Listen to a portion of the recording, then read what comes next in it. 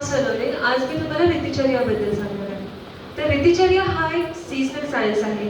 निसर्गाप्रमाणे आपले शरीरही बदलत असते. आपण सगळेच बघतो, उन्हाळ्यात आईस्क्रीम खाल्ली तर सर्दी होते, पावसाळ्यात तेलकट खाल्ले की पोट दुखते, हिवाळ्यात थंड पाण्यानेही सर्दी होते. तर असं का बरं होत असेल, कधी विचार केलाय का तुम्ही? कारण निसर्ग बदलत असते, त्याचप्रमाणे आपले शरीरही बदलत असते. आणि जर आपण हे जुळवून नाही घेतले तर व्याधी उत्पन्न होते. तर आयुर्वेदात खूप सुंदर कन्सेप्ट दिली आहे, ती म्हणजे ऋतुचर्या. ह्याचे रेफरन्सेस अनेक ग्रंथात दिलेले आहेत. तर चरक संहितेमध्ये 6व्या अध्यायात, सुश्रुत संहितेमध्येही 6व्या अध्यायात व अष्टांग हृदयमध्ये ऋतुचर्या अध्यायात आणि काश्यप संहितेमध्ये बालक व स्त्रियांसाठी ऋतुचर्या कशी प्रभावी आहे हे सांगितलेले आहे. तर ऋतुचर्या ऋतूंची विभागणी मोस्टली 2 कालांमध्ये होते, आदानकाल आणि निसर्गकाल. आदान कालालाच उत्तरायणी म्हणतात. आदान कालामध्ये शिशिर, वसंत व ग्रीष्म हे ऋतू येतात. उत्तरायणमध्ये सूर्य उत्तरेकडे सरकतो, त्यामुळे त्याचा प्रभाव जास्त असतो व चंद्राचा प्रभाव कमी असतो. तेव्हा आग्नेय गुण अधिक असतात व वृक्षता अधिक व उष्णताही अधिक असते. तेव्हा कटु, तिक्त व कषाय या रसांची वृद्धी होते.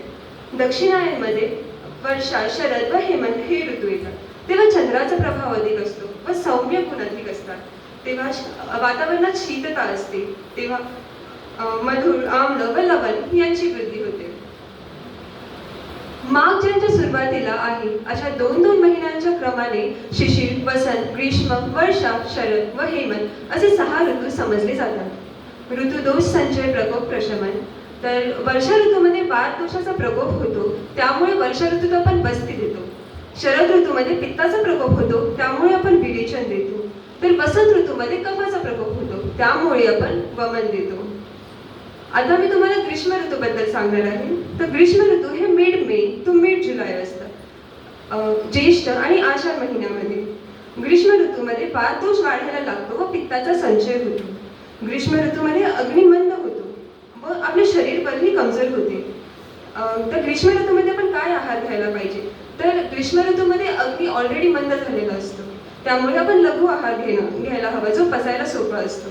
मधुर, आम्ल, लवण रसात्मक, शीतवीर्य व स्निग्ध अन्नपान खावे. व ग्रीष्म ऋतूमध्ये कैरीचे पन्हे, लिंबू, सरबत, ताक, पाण्यामध्ये वाळा, चंदन, गुलाब इत्यादी द्रव्य टाकावे.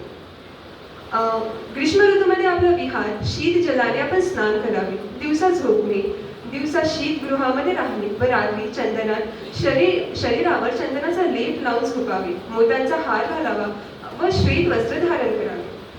ग्रीष्म ऋतूमध्ये या गोष्टींचे निषेध करावे की लंघन नाही करायचं. ग्रीष्म ऋतूमध्ये व्यायाम नाही करायचा. उष्ण वीर्याचे पदार्थ सेवन करू नये. ग्रीष्म ऋतूची संप्राप्ती ही अतिशय सोपी आहे. ग्रीष्म ऋतूमध्ये उन्हाळ्याचा सूर्य पाणी शोषून घेतो, त्यामुळे वात सुटतो व पित्त साचतो, त्यामुळे आपला अग्नी मंद होतो, रस कमी होऊन तहान लागते व इत्यादी विकार उत्पन्न होतात. म्हणजेच निसर्गात जे घडतंय तेच आपल्या शरीरातही घडत असतं. तर सीझन बदलले की निसर्ग बदलतो, आपण नाही बदललो तर रोग आपल्याला बदलतात. सो फॉलो ऋतुचर्या, नेचरला सॅल्यूट करा आणि हेल्थला प्रोटेक्ट करा. थँक्यू.